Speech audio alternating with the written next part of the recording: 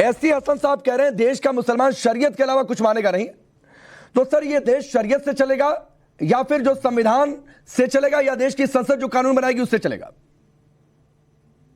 देखिए, जो कानून है आज की डेट में और जिन जिन मुद्दों पे कोई हत्या करेगा तो उसके लिए भी कानून है, और उस पर भी कोई अगर हत्या का प्रयास करेगा उसके लिए भी है, और जिस तरीके के भी हैं, कुछ धार्मिक, कुछ पारिवारिक, कुछ ऐसे रीति रिवाज हैं, उनको छोड़ के, वो किसी भी धर्म में हो, उसको अपने तरीके से लोग मानते हैं और मानते रहेंगे। जैसे एक उदाहरण दूं, हिंदू समाज में ये कहा गया है कि अगर बच्चा पैदा होता है तो 3 साल के अंदर उसका मुंडन संस्कार हो जाना चाहिए, लेकिन किसी संविधान की किताब में नहीं लिखा। तो क्या मोदी सरकार ये तय करेगी कि अब मुंडन संस्कार 3 साल के अंदर होगा या जब मर्जी तब होगा या कभी भी हो सकता है? क्या ये तय करने का प्रयास करेगी मोदी सरकार? क्या एक बात। दूसरी महत्वपूर्ण बात, इस देश का हर नागरिक जो संवैधानिक कानून के जरिए जितनी भी हमारे अधिकार हैं, जितने भी पनिशमेंट है, उनका सबको पालन करना पड़ता है। जो नहीं करता है तो सरकार मजबूरन पालन करा देती, इसीलिए हमारे तमाम सारी संस्थाएं हैं। लेकिन उसके बाद मैं ये जानना चाहता हूं, मोदी सरकार जो बिल लाने की बात कर रही है, मोदी सरकार की क्रेडिबिलिटी क्या है? 370 खत्म किया क्या? जम्मू कश्मीर में लोकतंत्र बहाल हो गया क्या? चुनाव हो गए, सरकार वहां पे चुन गई क्या? नहीं। वहां पे लोकतंत्र के रूप में जो लोगों को अधिकार मिलने चाहिए, क्या वो मिल गए क्या? चुनाव लड़ने का अधिकार, लोगों को और अपनी बात कहने का अधिकार। तो मोदी सरकार के पास ऐसा कुछ भी नहीं है जो मनोज यादव जी आपने दो मिनट नॉन स्टॉप बोला सर। जम्मू कश्मीर में भी चुनाव हो जाएगा सर, आप लोग कह रहे थे 370 भी नहीं हटेगा, वो भी हट गया।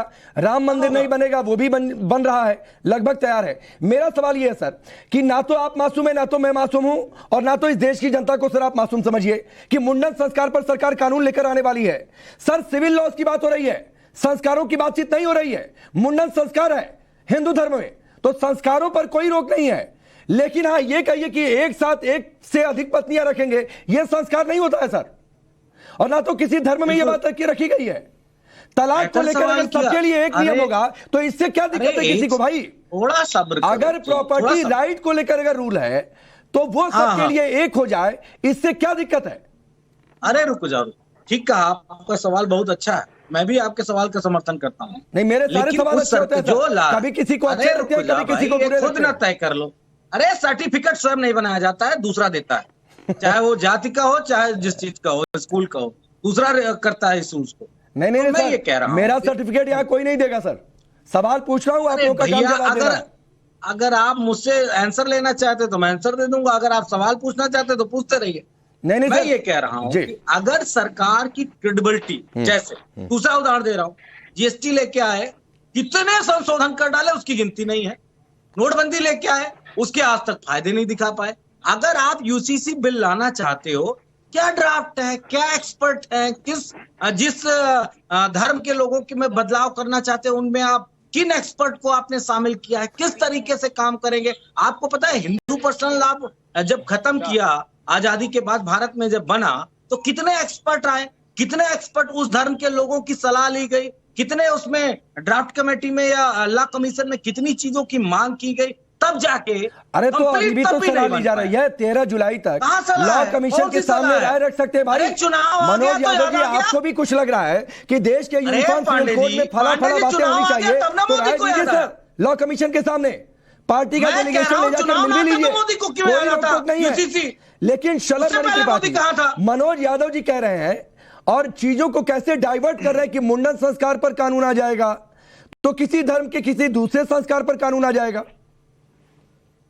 अब राकेश जी, इस पर कोई आलोचना हमें इसलिए नहीं करनी चाहिए कि हो सकता है जानकारी ना हो, थोड़ा पढ़ लिख लेते तो जानकारी होती कि संस्कारों पर किसी तरह की कोई। आप पीएचडी करके आए हैं ना, पत्रकारिता करते थे, पीएचडी तो करके आए नहीं हो। अरे बोलने देंगे, लेकिन ये वाले शब्द वापस लो, ये शब्द वापस लो कि हमको जानकारी नहीं है। नहीं मनोज यादव जी की बहाली हो गई क्या? जम्मू कश्मीर में लोकतंत्र की बहाली हो गई? जीएसटी के फायदे गिना दो।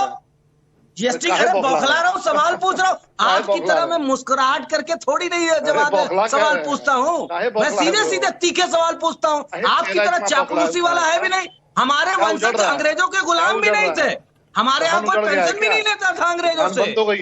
हेलो, अरे एक मिनट, झूठ तंत्र वाले बंदों को इसीलिए बौखला रहा है। आप लोगों के यहाँ झूठ तंत्र ही तो है। ठीक है सर, ये पर्सनल लड़ाई नहीं, पर्सनल लड़ाई नहीं। मनोज यादव जी, मनोज यादव जी, शलभमणि त्रिपाठी सुन लीजिए sir, Manoj Yadav ji sir, please please, Manoj Yadav विचारधारा भी जिंदा रहेगी। मनोज यादव जी, शलभमणि अपनी बारी का इंतजार कर रहे थे सर, आपको सुन रहे थे, आप भी सुनिए, आपका कर्तव्य बनता है। ठीक है, नहीं कोई पर्सनल हस्तक्षेप नहीं था सर, कोई भी पर्सनल हस्तक्षेप करेगा तो मेरी गारंटी है मैं बीच में आऊंगा, कोई अभी तक पर्सनल हस्तक्षेप नहीं हुआ है। ठीक है, शलभमणि अपनी बात पूरी करिए। अब देखिए कौन कह रहा है कि हम तो शरीयत मानते हैं? मतलब बाबा साहब का संविधान उनके लिए महत्वपूर्ण नहीं है, शरीयत महत्वपूर्ण है। खुलेआम बयान दे रहे हैं। कौन है? जहां तक मेरी जानकारी की मेंबर ऑफ पार्लियामेंट है, शपथ ली हुई है, लोकसभा के सांसद हैं, शपथ लेकर गए हैं और बोलते हैं कि नहीं साहब हम तो शरीयत मानेंगे। तो मैं बहुत स्पष्ट तौर पर कहना चाहता हूं कि इस देश में मोदी जी की सरकार है। लाख तड़पते रहिए, लाख बिलखते रहिए,